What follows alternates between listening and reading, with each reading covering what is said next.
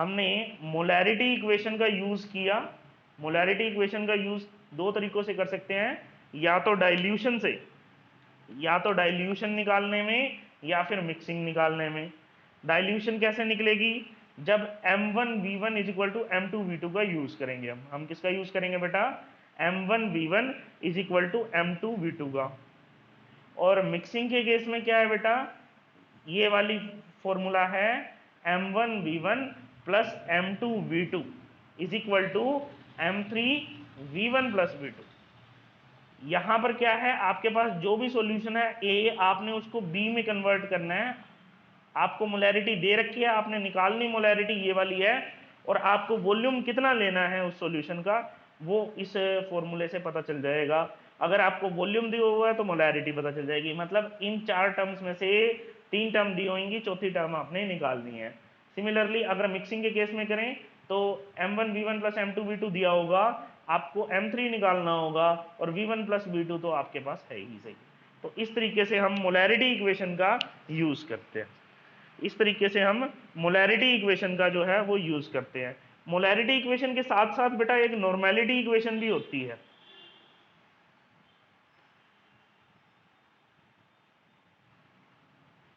हमने क्या देखा बेटा कि M1V1 is equal to M2V2 को हम नॉर्मेलिटी इक्वेशन में कन्वर्ट कर सकते हैं, जो कि क्या है N1V1 is equal to N2V2। कैसे करेंगे?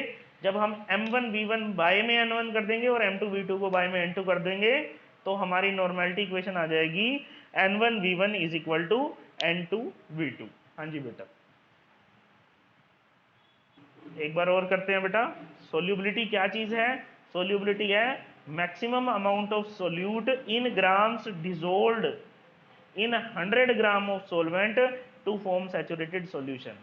अगर सैचुरेटेड सॉल्यूशन बना है और 100 ग्राम सोलवेंट का सैचुरेटेड सॉल्यूशन बना है तो कितने अमाउंट सोल्यूट के ग्राम्स में डिसॉल्व हो रहे हैं सोलवेंट के अंदर, 100 ग्राम सोलवेंट के अंदर, ताकि सैचुरेटेड सॉल्यूशन बन सके।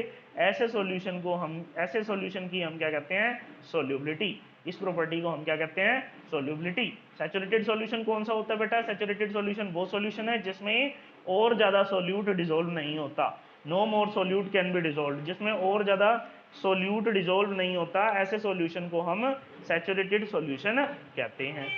और सॉल्यूशन बनता कब है? जब डिसोल्यूशन हो। सोल्यूट प्लस सोलवेंट आपस में डिसॉल्व होते हैं और सॉल्यूशन बनाते हैं।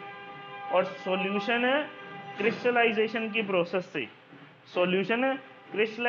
प्रोसेस से सोल्यूट को बाहर निकाल देता है। अगर सॉल्यूशन में क्रिस्टलाइजेशन प्रोसेस हो तो सोल्यूट जो है वो बाहर निकल जाता है। ये हमने सोल्यूबिलिटी के बारे में पढ़ा। तो सोल्यूबिलिटी क्या है भाई? कितना अमाउंट डिसॉल्व हो रहा है सोल्यूट का 100 ग्राम ऑफ सोलवेंट में, ताकि सैचुरेटेड सॉल्यूशन बन सके। फिर कुछ फैक्टर्स भी होते हैं बेटा। हमने क्या पढ़ा? हमने पढ़ा बेटा फैक्टर्स अफेक्टिंग सोल्यूबिलिटी। सबसे पहला फैक्टर हमने जो डिस्कस किया वो किया nature of solute and solvent. Solute का कैसा होगा या सोलवेंट का नेचर कैसा होगा जो कि इनकी सोल्यूबिलिटी को बढ़ा दे। तो सीधी सीधी बात कही, लाइक डिजोल्व्स लाइक, यानी कि जो पोलर सोल्यूट्स हैं वो हमेशा पोलर सोलवेंट्स में डिजोल्व होंगे, उनकी सोल्यूबिलिटी बढ़ेगी। नॉन पोलर सोल्यूट्स जो है वो नॉन पोलर सोलवेंट्स में सोल्यूबल होंगे, उनकी सोल्यूबिलिटी ज़्यादा होगी। अब फॉर एग्जांपल मैंने कहा कि NaCl वाटर में बहुत ज़्यादा डिजोल्व होता है, बट शुगर जो है वाटर में इतनी डिजोल्व नहीं होती, क्योंकि NaCl एक आयनिक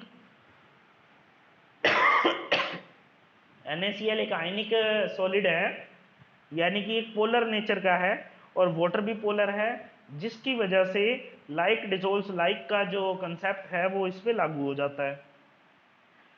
आयनिक सॉलिड के अंदर मेनली आपके जो आयंस के बीच में जो बॉन्ड होता है वो लैटिस एंथैल्पी से टूटता है। वो किससे टूटता है बेटा?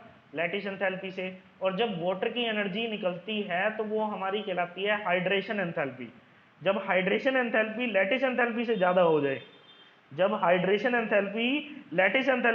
हो जाए, तो जो आयनिक सॉलिड है वो डिसॉल्व हो जाता है वाटर में।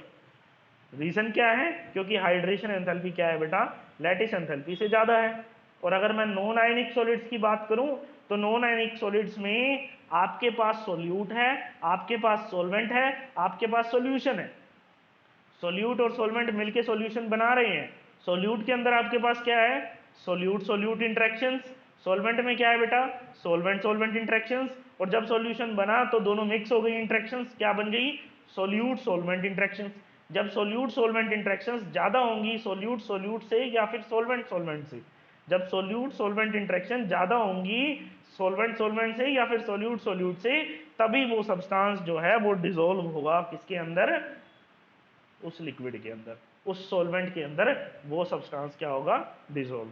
तो ये हमने फैक्टर डिस्कस किया, nature of solute solvent, nature of solute solvent.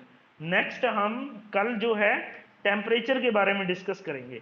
Next हम कल टेम्परेचर के बारे में डिस्कस करेंगे कि टेम्परेचर का क्या इफेक्ट होता है बेटा सोल्यूबिलिटी पर। अब आपको अगर कोई भी प्रॉब्लम है तो आप लोग पूछ सकते हैं।